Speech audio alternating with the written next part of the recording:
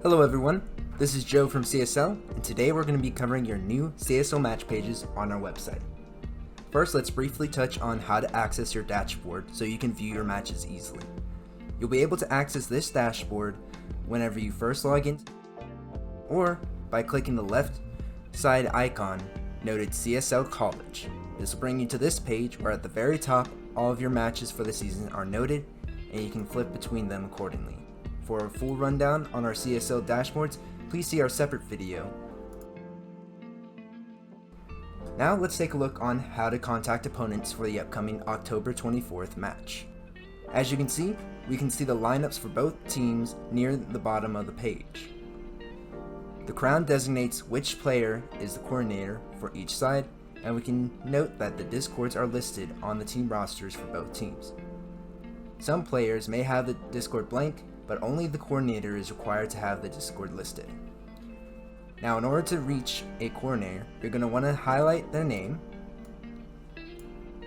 and copy it. You can easily copy it using Ctrl+C. Then, you navigate to the CSL College Discord server. Go to the search bar in the top right and copy that name in. As you can see, for this coordinator, I can see that he's within the Discord server, and I can jump to a message that he sent in RL help, right click, and easily message him. Let's double check the other coordinator just to be safe. Once again, copying and pasting, navigating to the Discord server, and we see that he too pops up. And we can jump to his messages and right click on him in order to message him. Now, let's say that I'm trying to find someone who's not listed. So right now I'm just entering a random username and ID that I don't think is listed, and as you can see, there's no results. Assuming that Jim here is the coordinator for one of the two teams and I need to reach out to that team, I can also try to reach the players on the roster that have their discords listed. Now, if no player on the opposing roster can be reached, please navigate to the appropriate channel. For this case, it's a Rocket League match, so we navigate to RL help and notify an admin. Once the admin is notified, he'll reach out to the coordinator via email or via some other medium in order to try to get contact established. Now that we've covered how to contact an opponent and what to do if you can't reach your opponent, let's go over scheduling. Starting this season, we have implemented the reschedule match option where both coordinators can work together to reschedule a match. After communicating with each other, one coordinator will click reschedule match near the top right of the match page. Clicking this will bring you to an input to add the new match date and time. The date is notated here, which you can change using the calendar. I'm going to set it to today, October 22nd.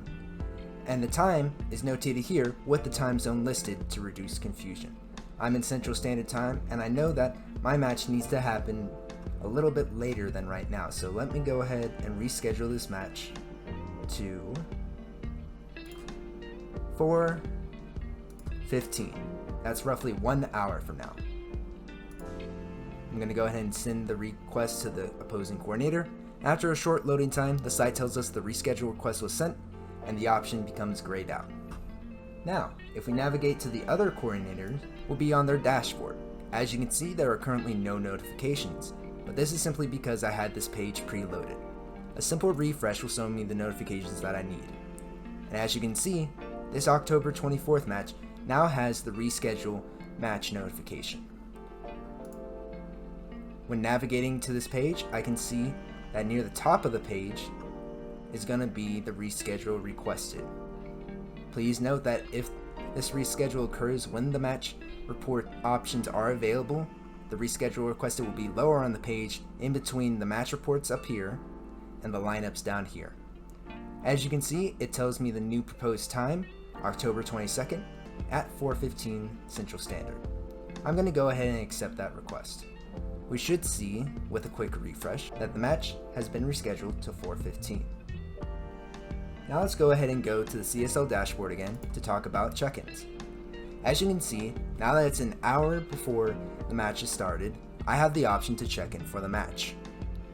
Clicking this will simply notify the system to not auto forfeit you once 15 minutes after match time has occurred. Please make sure to check in early and be ready to compete on your match day at the time and date designated by your page.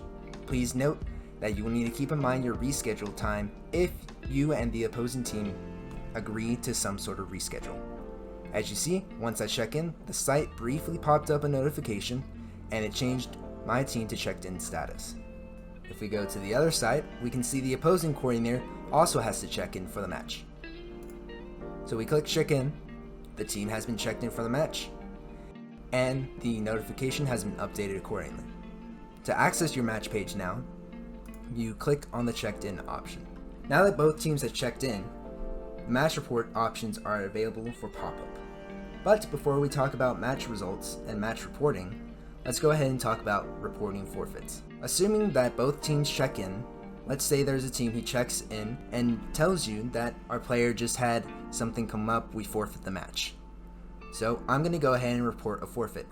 Please note that the team receiving the forfeit win is going to be the team that reports the forfeit. Only team coordinators can report a forfeit for the match.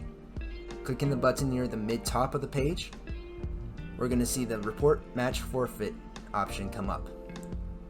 It will have a description, so enter something that explains it to the admin what happened. I'm going to go ahead and say that the opposing team did not have sufficient players to play the match. And then I also need to add a screenshot proof of this. So this will be something like a screenshot from the other coordinators saying that we forfeit the match, or this can even be something in the case of a check-in no-show, where you screenshot it, have the timestamp listed, and show your players ready to play.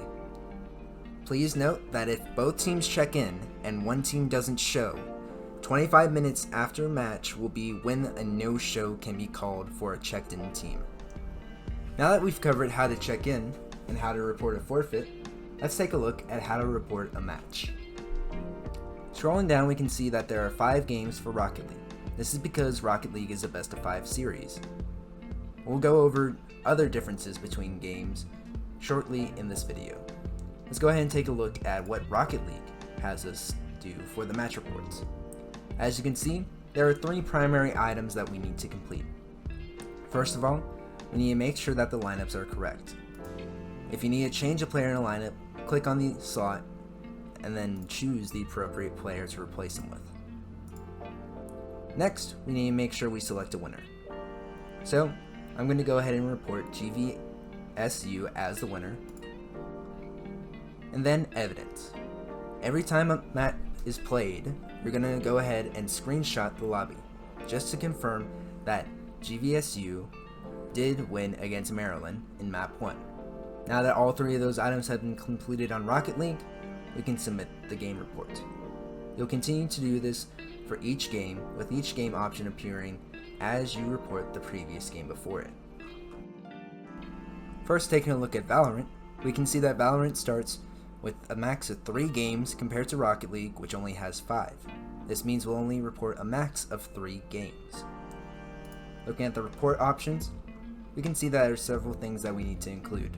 Yet again, we need to make sure that all the lineups are correct, and we should also ensure that the picks for the maps match the picks for the players. Additionally, we'll need to upload our evidence as usual, as well as set the match score.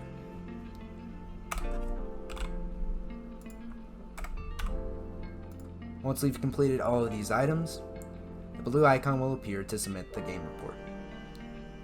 Now that we've taken a look at Valorant, let's switch over to CSGO. Looking at CSGO, we can also see that this is a best of 3 series, compared to Rocket League, which was a best of 5. Let's take a look at the match report options. As you can see, we have all of the previous. We have the lineup, which we need to adjust with the appropriate players, as well as role for CSGO specifically. We have the evidence, which we need to upload. And then, we have the score, which we need to adjust as well.